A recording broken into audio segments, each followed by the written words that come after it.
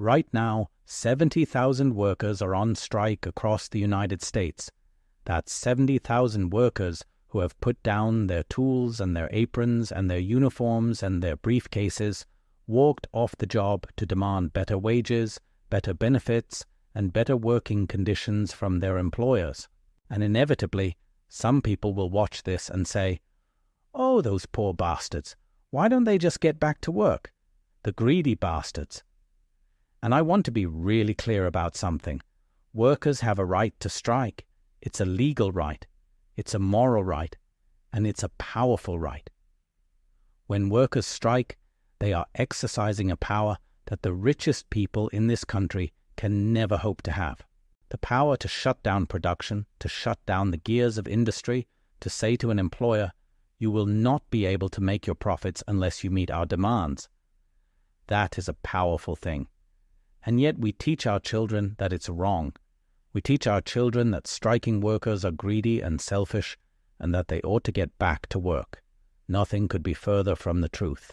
Striking is one of the most effective ways for workers to improve their lives, to improve their wages, to improve their working conditions, to ensure that their employer offers them a decent benefits package. There are numerous studies that show that if you have a worker who is part of a union, that worker is going to earn more money, have better benefits, have better working conditions than a worker who is not part of a union.